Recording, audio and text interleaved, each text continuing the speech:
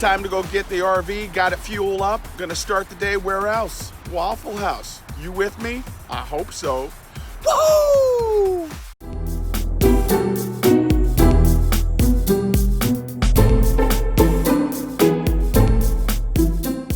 Hey everybody, David aka RV Jedeye, and I am starting the day at Waffle House. I went there to grab something to eat. You may know that when I did a lot of rehab on my RV, a lot of renovation, I started the day at Waffle House. So here for the last time, decided to try it one more time. I have to tell you, that particular Waffle House was maybe one of the cleanest I've ever seen, particularly because I've been to that one several times, but they did a good job of social distancing. They're actually using shower liners to help separate the booths. So actually not a bad idea, because they can tear those off pretty quickly and reuse them if they need to. So here's the plan for the day. We're going to go to Dollar Tree now, pick up a couple of supplies, and then head over to the RV for the very first time in over 6 months. I can't believe it. I'm so excited to see how it held up. And then we'll start cleaning it all up and getting it ready for what I have to do to get it on the road and take it back to Green Bay.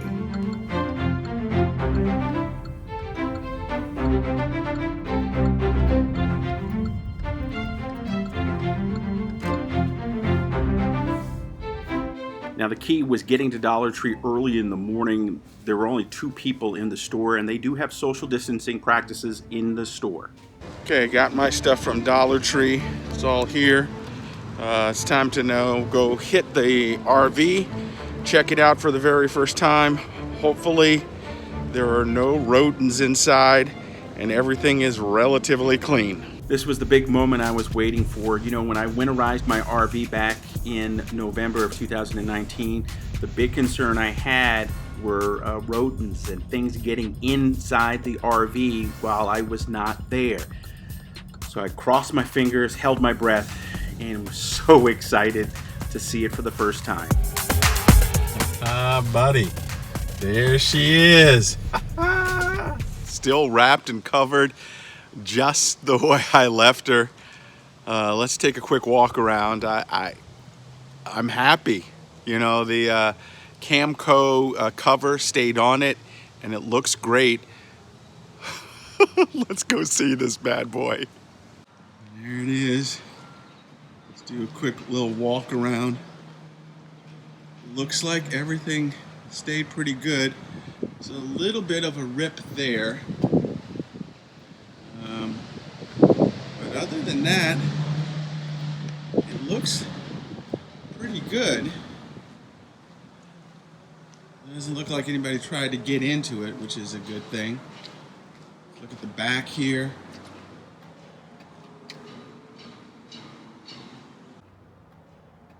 All in all, not so bad. There are a few little rips there, and I'll have to see why they happened, but for the most part, everything held up well. Now it's time to climb up, the thing I hate the most, and get this cover off of the RV.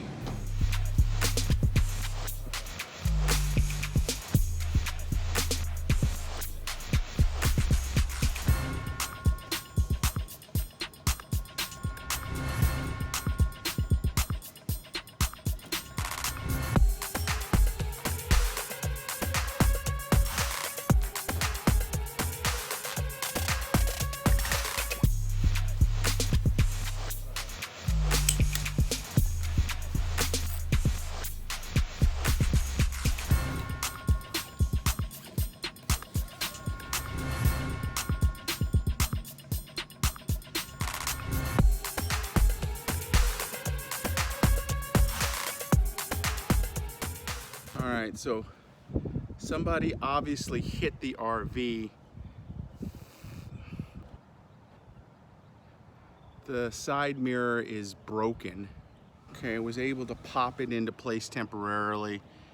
We'll have to see. Man, this part sucks. So outside, just one hiccup right now that I can see, and that is, of course, the mirror on the side. I've got it in place. Hopefully that'll last till I get it to get it serviced. But now I got to try and go on top and get the rest of this cover off of the RV. Wish me luck.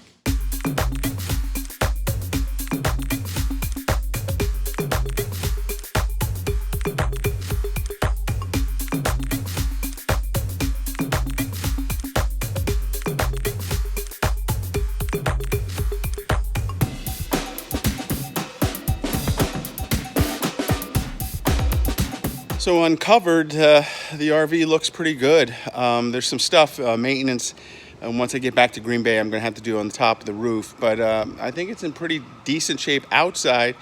Now it's time to start getting inside and seeing what it's all about. So after rolling up the RV cover and taking a deeper look at it, there's no real choice. I'm gonna have to throw this one away. Too many holes that ended up being in the cover, which surprised me. So now, the thing everybody's looking forward to, what's on the inside. Okay, so this is the moment of truth. One of the things that freaks me out are rodents, mice, anything, and voila, I opened it up. You could smell it for sure because I put a lot of different things down to keep the rodents away, but as I did my inspection, I was lucky.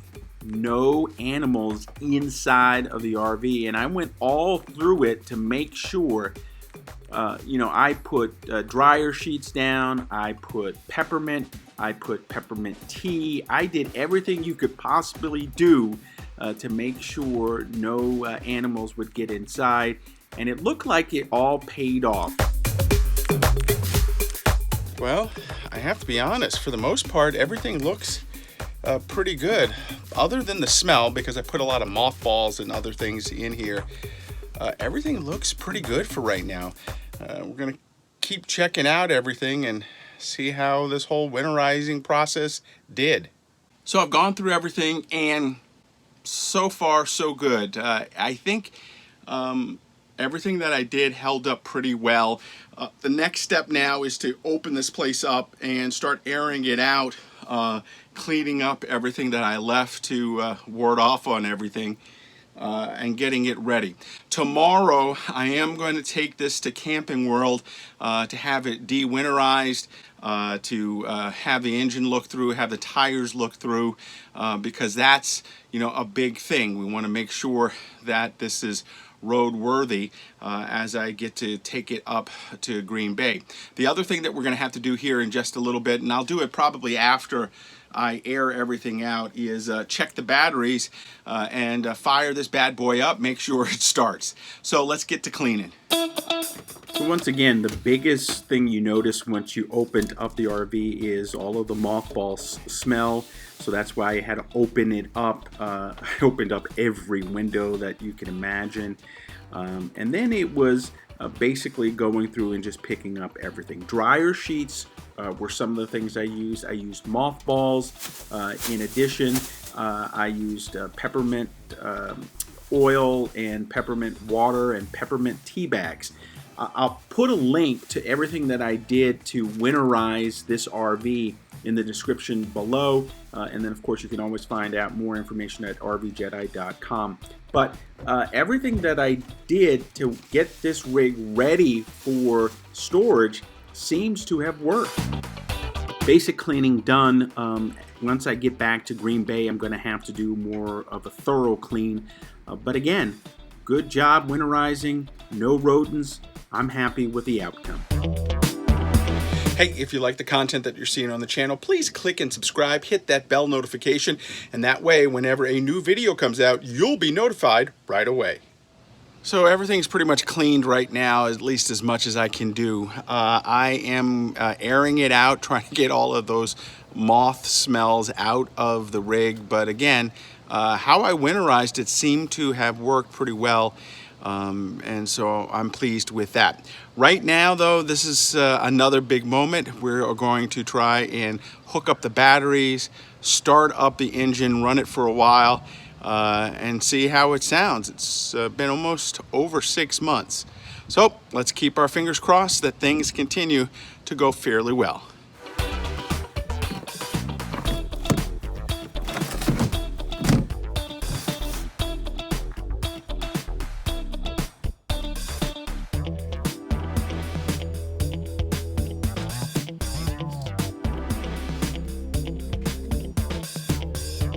Battery's hooked. Let's see if it'll turn over.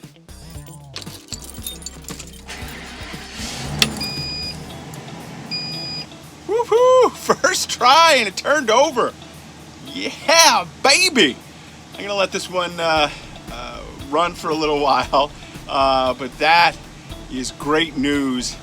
The RV is alive! It's alive! It's alive! So that's it. The rig is airing out, the engine starts, and the initial cleanup is all done. Next up, tomorrow, I am going to take my rig to Camping World and have them service it before I hit the road. Normally, I do a yearly check-in, do my engine and all of that, but haven't had it since last November, so I'm going to have them check the engine, check the tires, and just do a general overview before I hit the road, which will be the next big challenge for me. So that's going to do it right now. I hope you enjoyed watching everything that I did to get this thing out of storage. Normally, I would probably try to de-winterize it myself, but again, I need to get on the road quick. Again, why I'm going to Camping World tomorrow. Hey, that's going to do it right now for me. Make sure you follow me all over social media at RV Jedeye, and then of course you can follow me on my blog at rvjedeye.com.